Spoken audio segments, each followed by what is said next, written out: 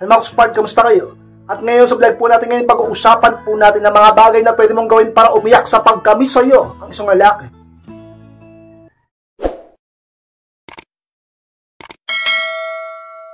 At kung handa na kayo lahat, magsimula na po tayo. At muli, be inspired!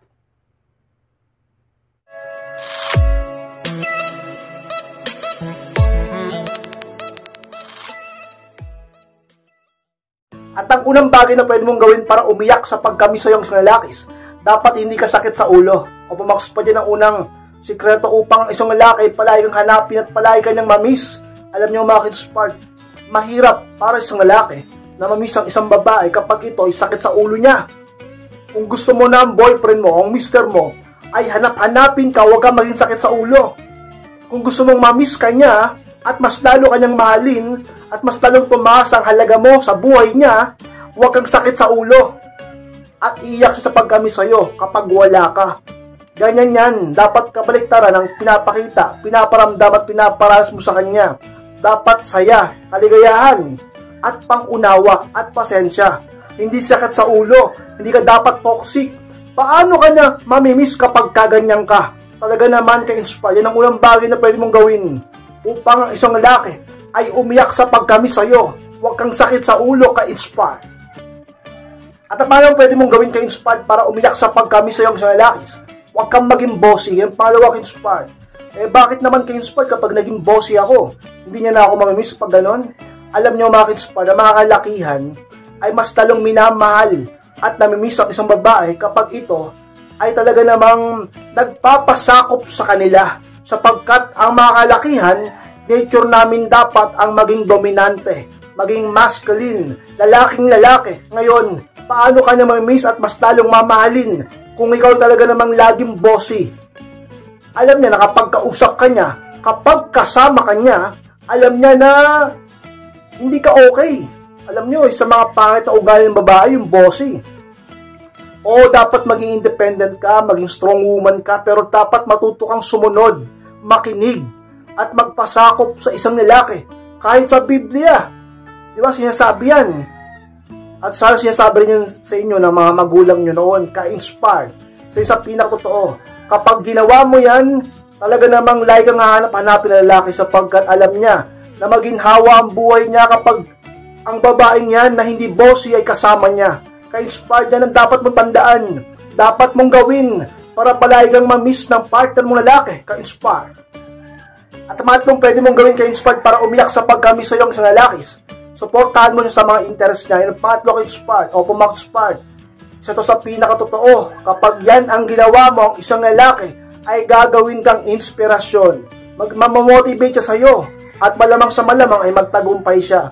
Sabi nga nila, sa bawat tagumpay ng isang lalaki, may babae. Totoo yan. Kaya tingnan nyo yung natin, yung gold medalist natin, di ba? Si Carlos Yulo. Nagtagumpay siya kasi may inspirasyon siya, yung girlfriend niya. Pero hindi ko alam kung anong nangyayari, parang may mga issue yata. Pero huwag natin pakialaman yun. Ganyan talaga sa buhay ka-inspire. Alam nyo, sa mga bagay na pwede mong gawin, dapat suportahan mo ang lalaking mahal mo, ang boyfriend mo, ang asawa mo, sa mga interest na basta hindi lang masama. Dahil kapag naging inspirasyon ka niya, palagi ka niyang hahanapin. Kapag wala ka, mamimiss ka niya. Mamahalin ka niya ng totoo. Tandaan mo yan, ka-inspired. At ang pangapat na pwede mong gawin, ka-inspired, para umiyak sa pagkamis sa iyong isang lalakis. Huwag kang palasa. Yun ang pang-apat, ka-inspired. Alam nyo, kapag ang isang babae hindi palasa, mas gusto yun ng lalaki. Dahil mas gusto namin yan, mas gusto ka namin kasama, kausap, at talaga namang maging bahagi ng buhay namin. Pero pag palagi kang palaasa, talaga naman ang isang lalaki, imbis na mamiss ka, tataguan ka pa niya. Gugustuhin niyang mapag-isa. Kasi yung dami ng problema, ang daming pagsubok, tapos palaasa ka pa. Dapat ang isang babae ay marunong maging madiskarte at maging patulungin sa boyfriend niya o sa mister niya. At hindi pabigat, hindi palaasa.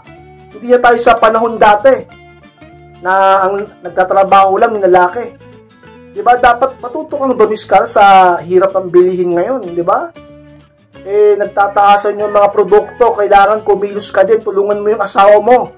Hirap na yung kakatrabaho. Ikaw, nandiyan ka lang.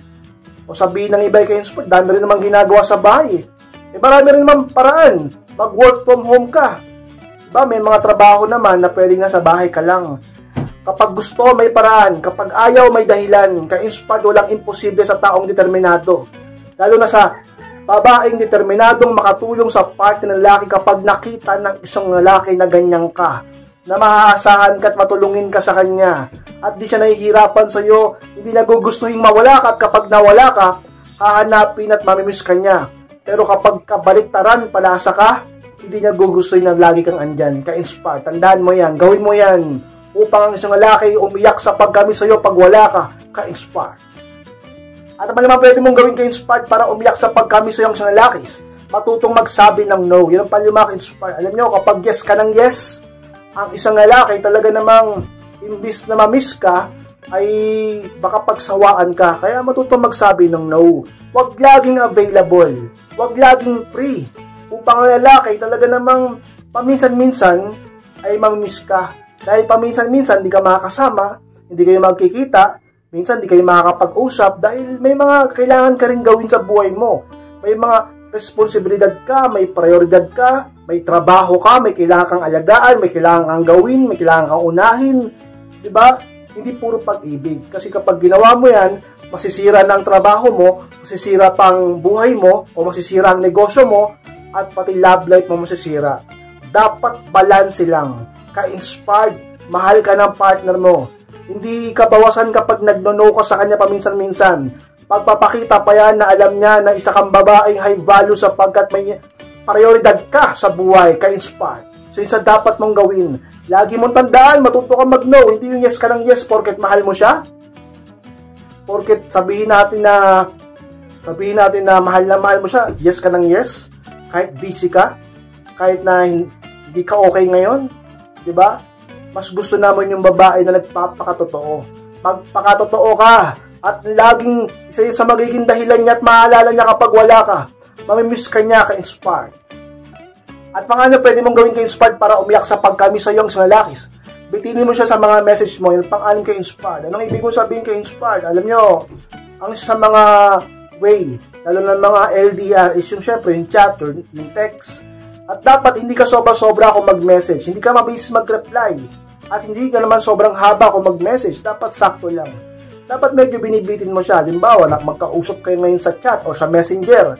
Dapat, mayroong kang oras na ibibigay. Kapag umabot sa ganong oras, sabihin mo na sa kanya may gagawin ka na. Ang problema sa iba, kapag nasimulan mag-chat, kapag nasimulang mag-text, kapag nasimulang makipag-usap sa message, sa boyfriend niya o sa asawa niya, babad na. Telebabad na, o talagang magdamaga na magka-chat, huwag ganon. Ang problema pa nga sa iba, wala na ngang topic, tapos na yung topic, wala na mapag-uusapan, wala na sabi na lahat, ayaw pa rin tapusin yung pag-uusap.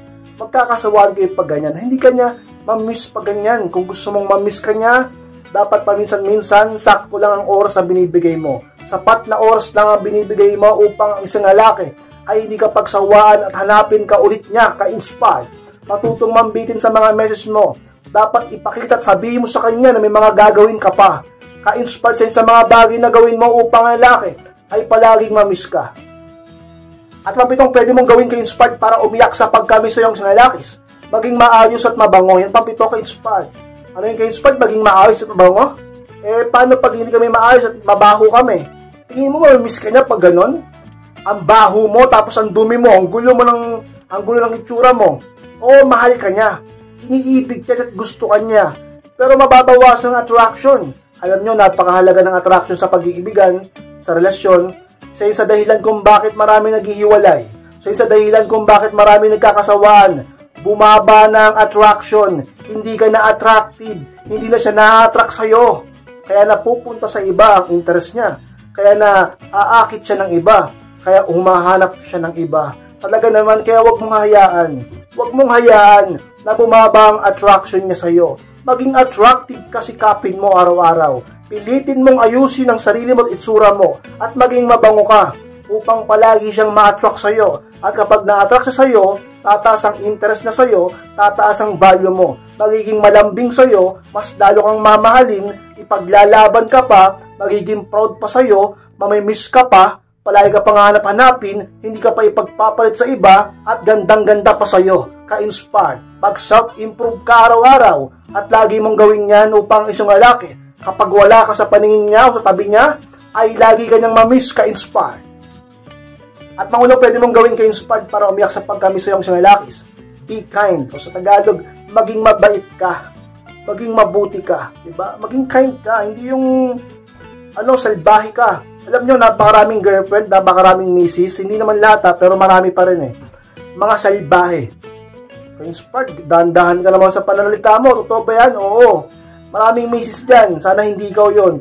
Kung ikaw man yun, umiwas ka, baka tamaan ka, diba? Sana wag ka naman ganun. Pero may iba dyan, alam ko, mga salbahe, salbahing misis, salbahing girlfriend. Paanong salbahe? Sa maraming bagay. Salbahe sa ganyan, salbahe sa ganito, iba-ibang ugali, iba-iba yung kinasasalbahihan nila. Diba? Lahat naman tayo, wala naman perfecto. Pero yung iba talaga, sobra kong magsalbahe. Kaya nga, diba, may mga ibang husband na sila pa yung binubugbog. Nabalitaan nyo na yun? Narinig nyo na yun? Akala nyo, babae lang yung binubugbog?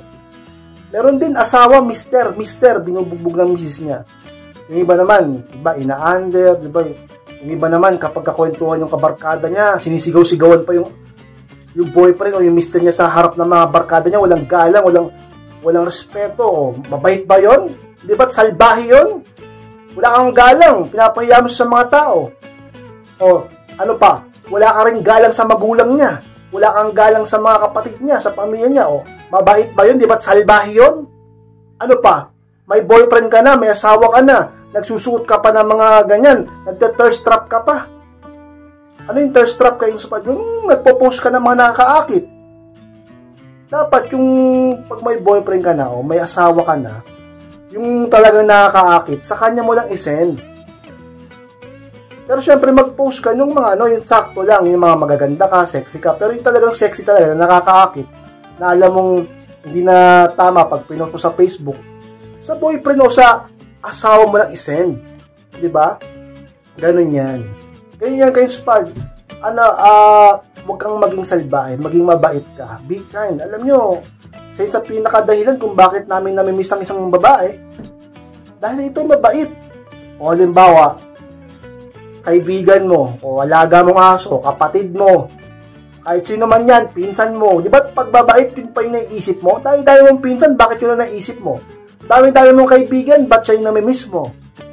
Ang dami-dami mong kapatid, bakit yung pangatlo, pang-apat ang namimiss mo? Kasi yun yung mabait sa'yo.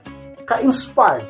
Kung gusto mong mamiss ka ng boyfriend mo, ng husband mo, ng mister mo, talaga namang magpakabuti ka. Maging mabait ka sa lahat ng panahon, pero matapang. At talaga namang iba manindigan. Kapag sobra na, mag-no contact rule ka. Huwag kang maghabol, lumayo ka. Talaga namang tumalikod ka at makipaghiwalay ka kapag sobra-sobra na. Pero hanggat maayos, ayusin. Ganyan yan. Ka-inspired sa mga talaga naman dapat mong gawin upang isang lalaki ay palaging mamiss ka ka-inspired. At pang-siyam na pwede mong gawin ka-inspired para umiyak sa pagkamiss sa isang lalaki, palagi mo siyang biruin at patawanin. Yan ang pang-siyam ka-inspired. Alam nyo, napakahalaga niyan kapag marunong kang magpatawa, magpasaya ng boyfriend mo, ng mister mo, hindi lang sa kama, kundi kahit ay nagbibiruan kayo, banding nyo yan Tapos, pinapasaya mo siya.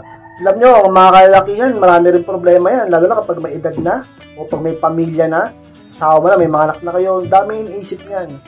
Isip namin yung future, yung pang long term, mga responsibilidad. Tapos, imbis na pasayahin mo, imbis na patawanin mo, binubuisit mo pa Pinotoxic mo pa binubungangaan mo pa iniinis mo pa Tingnan mo, dami ng puting buhok. Tingnan mo, puro stress na yung mukha niya. Imbis na pasayahin mo, talagang ginagalit mo pa.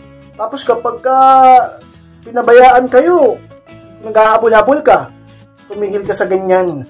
Huwag kang ganyan sa asawa mo, huwag kang ganyan sa mister mo, sa boyfriend mo. Matuto kang talaga namang magpasensya, umunawa, pasayahin mo siya kahit sa pamamagitan ng mga biru-biruan, mga joke, matuto kang magpatawa. Kapag kaganyan ka ay siguradong palagi kanyang mamimiss ka-inspire. At pang 10 pwede mong gawin ka-inspired para umiyak sa pagkamiss sa iyong lalaki, matutong magpasalamat, maging mapagpasalamat ka. sa mga effort niya, sa mga ginagawa niya para sa iyo, para sa inyo, para sa inyong mga anak, para sa lahat-lahat ng ginagawa niya para sa future niyo.